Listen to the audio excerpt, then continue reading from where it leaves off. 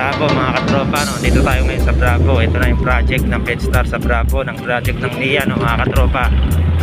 Kontrata ng Fedstar. So ayan, dito tayo ngayon sa Bravo. Nagpipintura sila dito. Bakit puti ito? Masilya mga katropa, no? So dito tayo ngayon sa Bravo, no? Bravo in the house.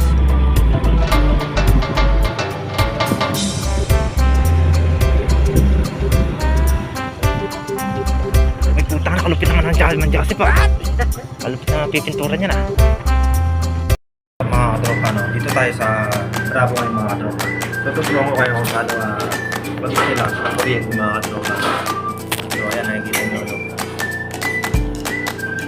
So dalawang switch, dalawang ilaw mga katropa. Ay, isang switch, dalawang tugang mga katropa, dalawang ilaw, no?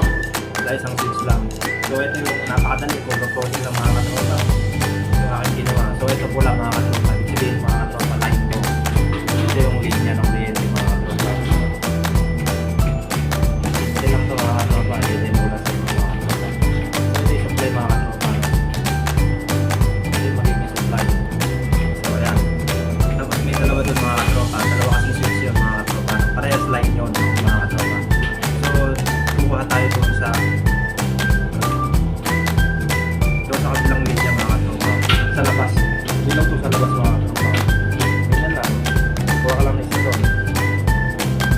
Para ilaw sa labas. Kaya yung ilaw naman sa loob mga katropa. Ito na may ilaw sa loob. No? Ganito lang. O, ganyan lang kung naka-magano dyan. May dalawang switch yan. Ay, dalawang switch yan mga katropa na isang tugang yan na isang switch lang mga katropa. No? Isa lang yung pwesto nila. Pero tugang siya. Dalawang ilaw din. So, ganito lang yan. Okay, mali dito mga katropa. No? Lagi nyo tatandaan sa patungkol sa ilaw mga katropa, lagi neutral. May isang neutral, may isang light na mga katropa. At saka ito mga katropa, neutral na to mga katropa, dalawa. So ito naman neutral na to mga katropa. So yung neutral na N. May ground din tayo mga katropa.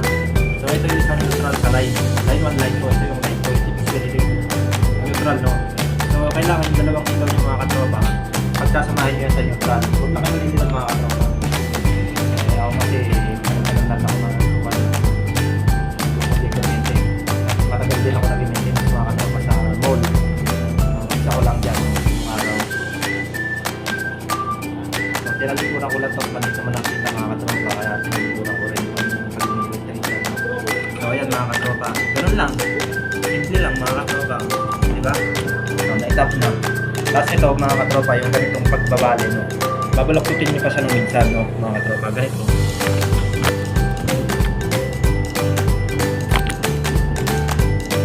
Gaganyan nyo lang yung mga katropa. Nice! No?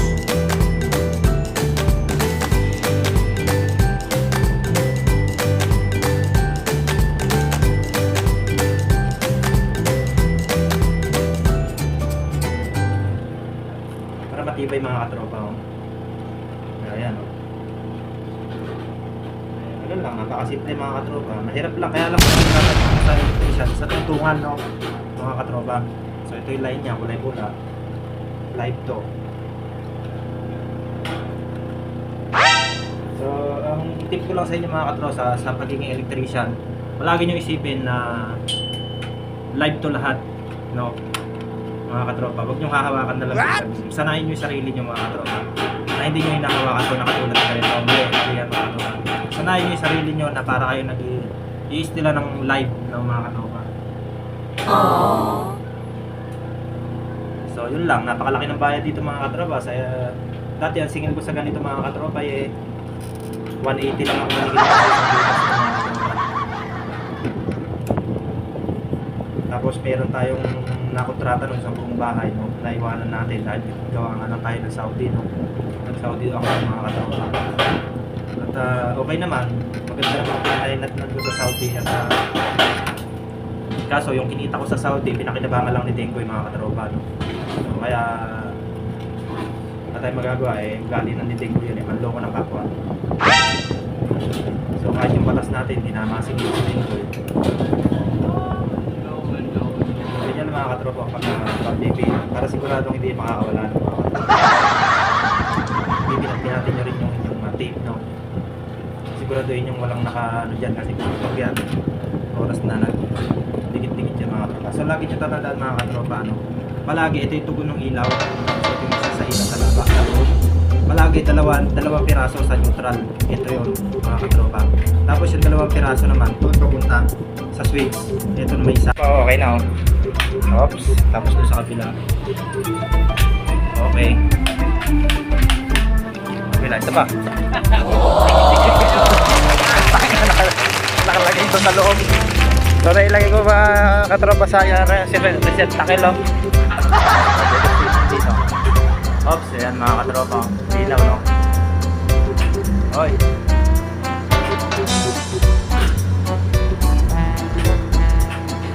So okay na mga katropa no. Okay na bravo. Finish. Sige okay na. Pakihugot mo na dyan. Tropa. Asa na si Juan? Wala na pala dito mga katropa eh. So naiwanan ko doon no. Buti hindi nasira yung reset takil mga katropa. So ito mga katropa no, dito si Boss Baldo. So ayan, nakikita nyo si Boss Baldo no. Dito na bibira oh. So dito siya titira ngayon no. Tapos niya naipigal yun mga katropa, kaya nandito na si Boss Baldo. Bibirain niya yun no. Sa Bravo.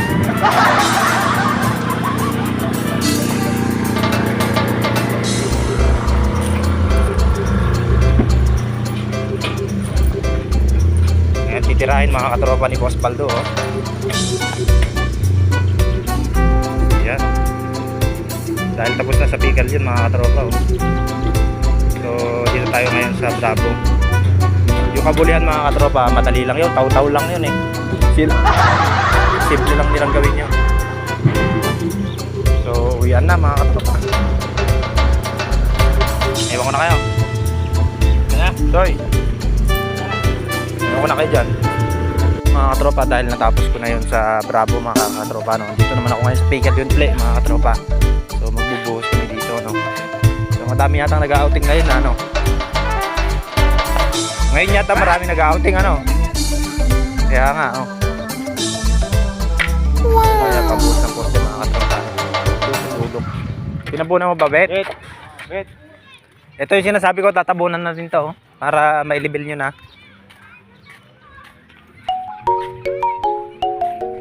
So ayan, nakikita nyo mga katropa oh. Daming tao ngayon no. Yun, nare-relo doon sa dulo na yun no. Tapos dyan no. Mas marami pa sila ngayon kaysa doon nung Sabado de Gloria mga katropa.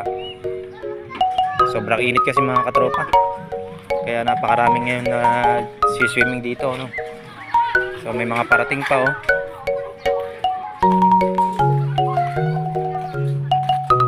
So hanggang dito na lang mga katropa no. Piluwas ng mga masisipag na dalawa na to. Hindi kaya sobra yan. Piluwas ng mga katropa, magandang gabi no. So dahil ginabi ng kakuryente mga katropa no. Eh dideliver tayo mga katropa. Hindi pa din kita mag-deliver mga umiinom ng tubig no mga katropa. So ayan, mag-deliver tayo ngayon no. Mamaya kasi mga katropa, mamaya konti, may trabaho pa ako mga katropa. So ganito na lang mga katropa no. So ayan.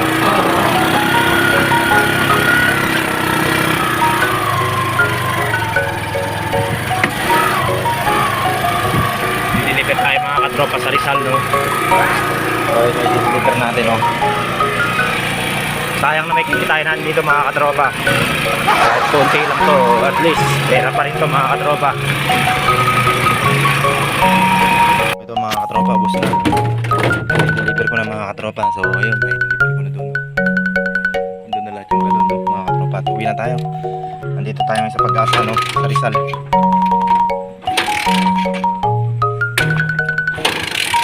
Ayan naman natang wonder ni Tataga.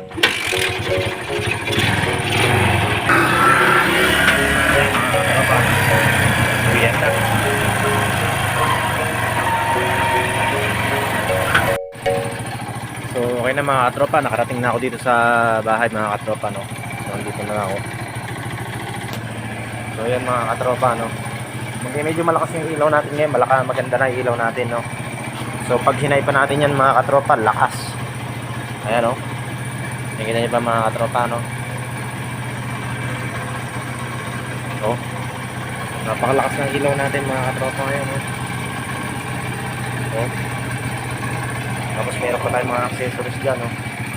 Ayan, meron pa mga bago-bago dyan mga katropa. Ayan, oh.